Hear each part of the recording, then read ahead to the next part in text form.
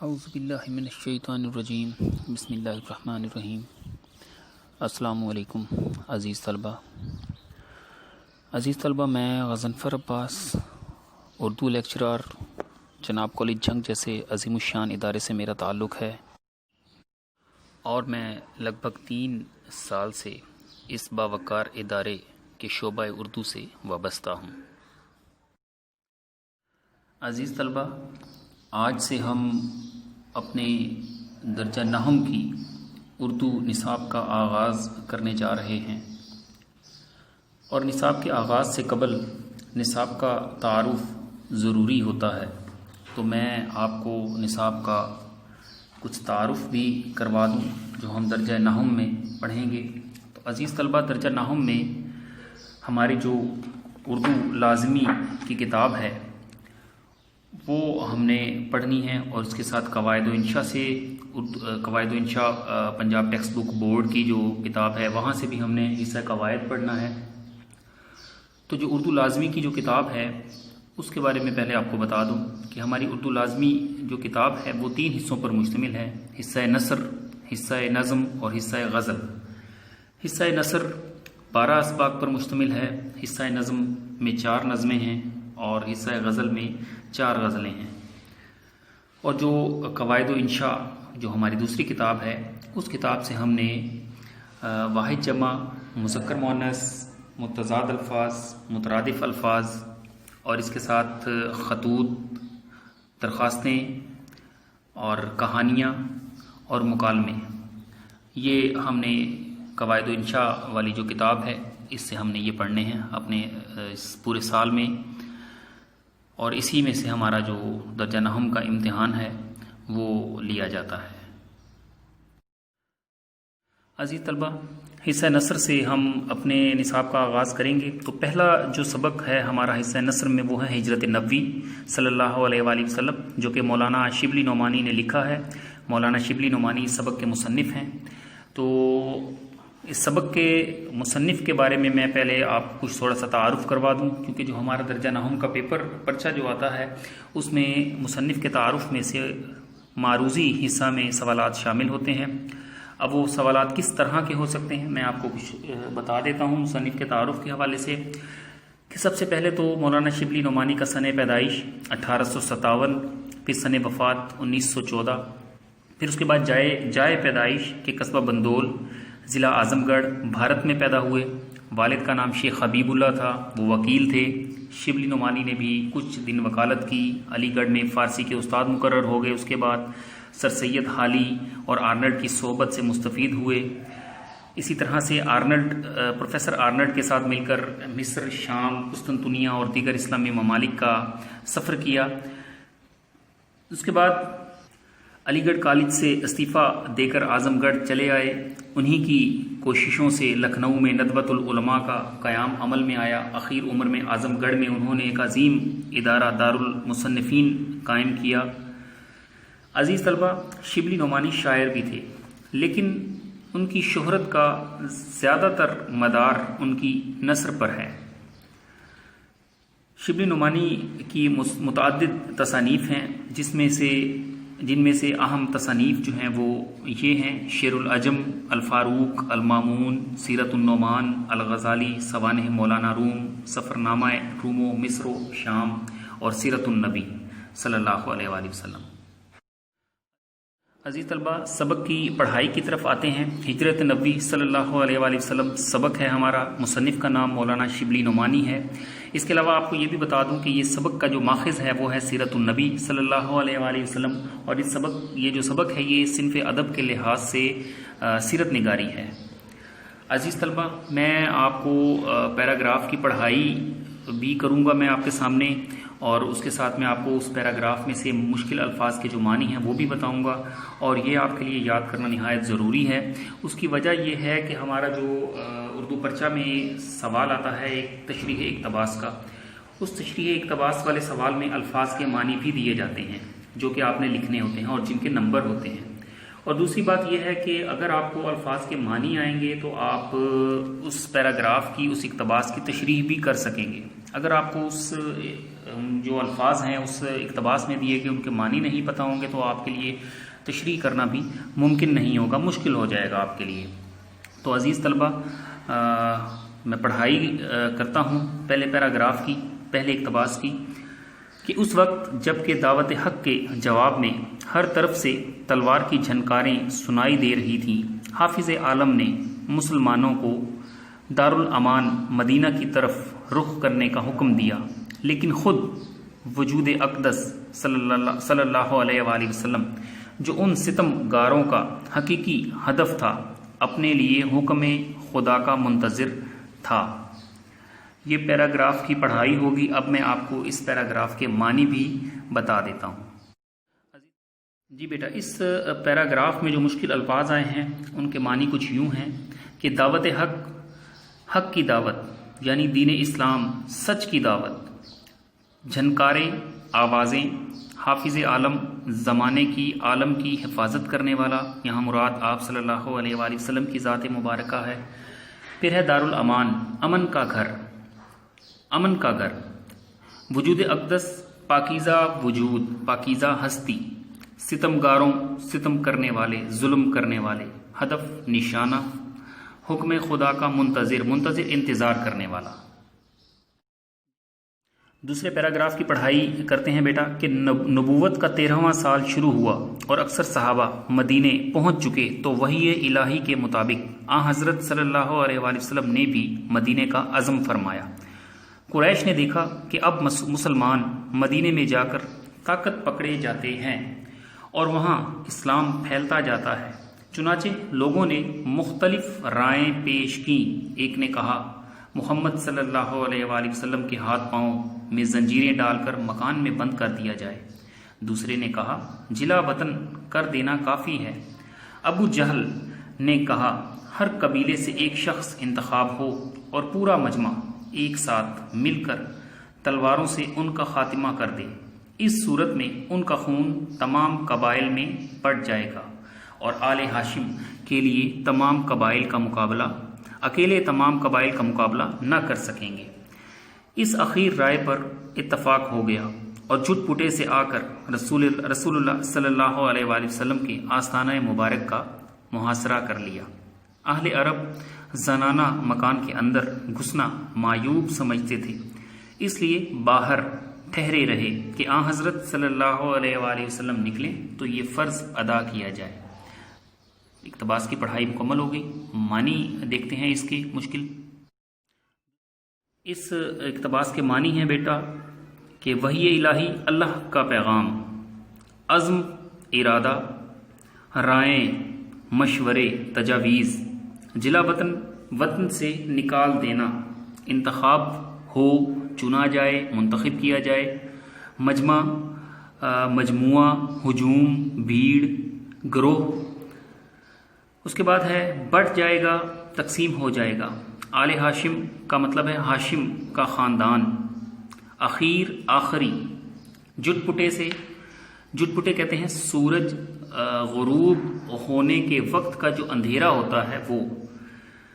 اس کے بعد ہے آستانہ مبارک، آپ صلی اللہ علیہ وآلہ وسلم کا گھر مبارک، مبارک گھر، زنانہ مکان، وہ مکان جس میں خواتین رہتی ہوں، معیوب، برا۔ یہ اس اقتباس کے معنی ہوئے بیٹا۔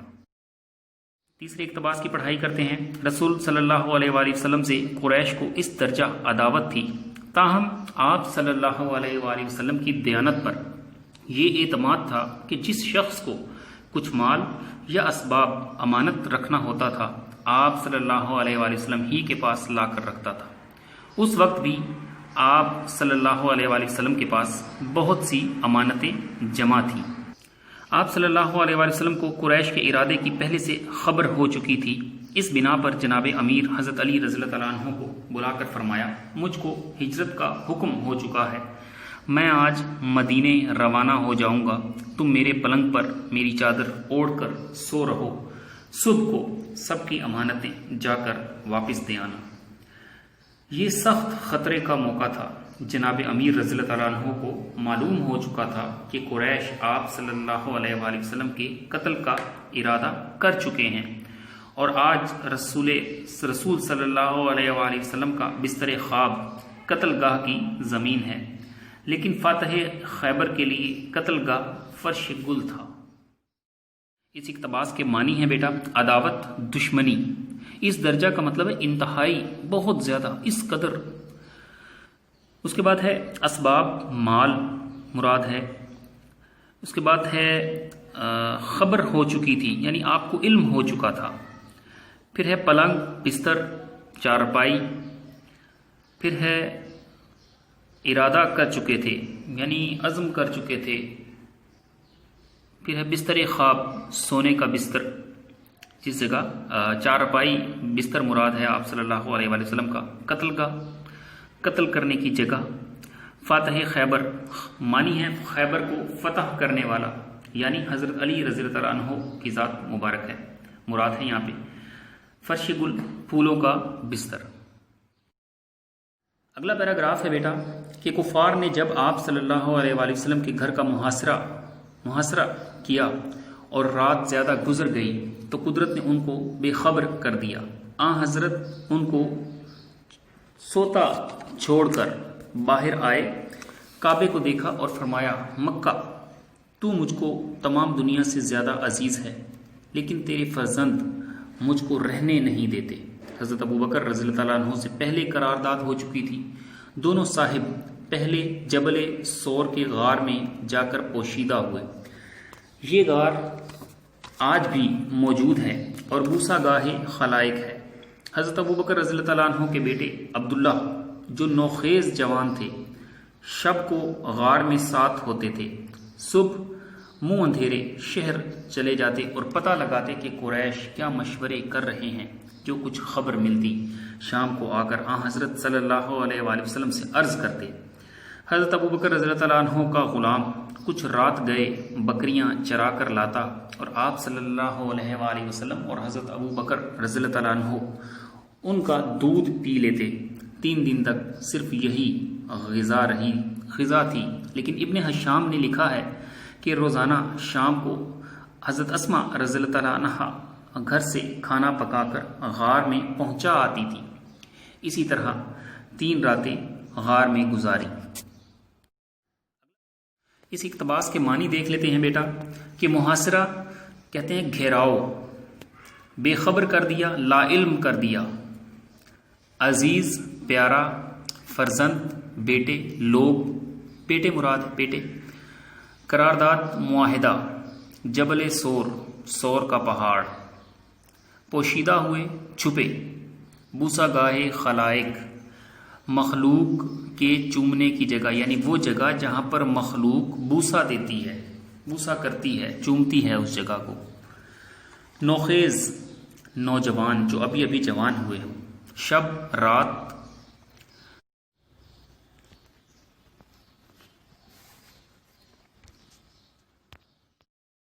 اگلا اقتباس ہے صبح قریش کی آنکھیں کھلی تو پلنگ پر حضرت صلی اللہ علیہ وآلہ وسلم کی بجائے جناب امیر رضی اللہ عنہ تھے۔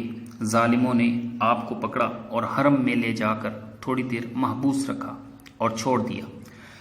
پھر حضرت صلی اللہ علیہ وآلہ وسلم کی تلاش میں نکلے، ڈھونڈتے ڈھونڈتے غار کے دہانے تک آ گئے۔ آہٹ پا کر حضرت ابو بکر رضی اللہ تعالیٰ عنہ غم زدہ ہوئے اور حضرت صلی اللہ علیہ وآلہ وسلم سے عرض کیا کہ اب دشمن اس قدر قریب آ گئے ہیں کہ اگر اپنے قدم پر ان کی نظر پڑ جائے تو ہم کو دیکھ لیں۔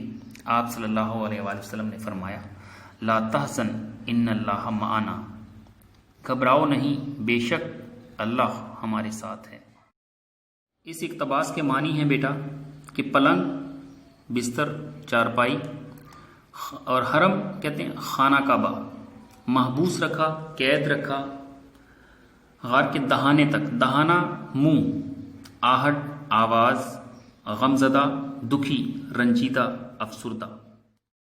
اگلا اقتباس ہے کہ قریش نے اشتہار دیا تھا کہ جو شخص محمد صلی اللہ علیہ وآلہ وسلم کو یا ابو بکر رضی اللہ تعالیٰ عنہ کو گرفتار کر کے لائے گا اس کو ایک خون بہا کے برابر یعنی 100 اونٹ انعام دیا جائے گا۔ سراقہ بن جوشم نے سنا تو انعام کی امید میں نکلا۔ عین اس حالت میں کہ آپ صلی اللہ علیہ وآلہ وسلم روانہ ہو رہے تھے، اس نے آپ صلی اللہ علیہ وآلہ وسلم کو دیکھ لیا اور گھوڑا دوڑا کر قریب آ گیا، لیکن گھوڑے نے ٹھوکر کھائی، وہ گر پڑا۔ ترکش سے فال کے تیر نکالے کہ حملہ کرنا چاہیے یا نہیں، جواب میں نہیں نکلا، لیکن 100 اونٹوں کا گراں بہا معاوضہ ایسا نہ تھا کہ تیر کی بات مان لی جاتی۔ دوبارہ گھوڑے پر سوار ہوا اور آگے بڑھا، اب کی بار گھوڑے کے پاؤں گھٹنوں تک زمین میں دھنس گئے، گھوڑے سے اتر پڑا اور پھر فال نکالی، اب بھی وہی جواب تھا، لیکن مکرر تجربے نے اس کی ہمت پست کر دی اور یقین ہو گیا کہ یہ کچھ اور آثار ہیں۔ حضرت صلی اللہ علیہ وآلہ وسلم کے پاس آ کر قریش کے اشتہار کا واقعہ سنایا اور درخواست کی کہ مجھ کو امن کی تحریر لکھ دیجیے۔ حضرت ابو بکر رضی اللہ تعالیٰ عنہ کے غلام عامر بن فہیرہ نے چمڑے کے ایک ٹکڑے پر فرمان امن لکھ دیا۔ اس اقتباس کے معنی دیکھ لیتے ہیں۔ اشتہار، اعلان، خون بہا، خون کا بدلہ، خون کی قیمت۔ پھر ہے ترکش، تیر دان، تیر رکھنے کا خول۔ گراں بہا، قیمتی، معاوضہ، بدلہ۔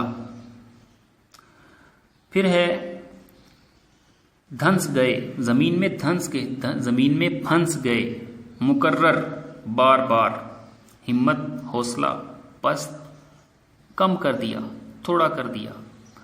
آثار، علامتیں، نشانیاں۔ فرمان امن، امن کا پیغام، امن کا فرمان۔ اس اقتباس کے معنی آخری اقتباس ہے بیٹا کہ تشریف آوری کی خبر مدینے میں پہلے پہنچ چکی تھی، تمام شہر ہمتن چشم انتظار تھا، معصوم بچے فخر اور جوش میں کہتے پھرتے تھے کہ پیغمبر صلی اللہ علیہ وآلہ وسلم آ رہے ہیں۔ لوگ ہر روز تڑکے سے نکل کر شہر کے باہر جمع ہوتے اور دوپہر تک انتظار کر کے حسرت کے ساتھ واپس لوٹ آتے، واپس چلے آتے۔ ایک دن انتظار کر کے واپس جا چکے تھے کہ ایک یہودی نے قلعے سے دیکھا اور قرائن سے پہچان کر پکارا، اہل عرب، لو تم جس کا انتظار کرتے تھے وہ آ گیا۔ تمام شہر تکبیر کی آواز سے گونج اٹھا۔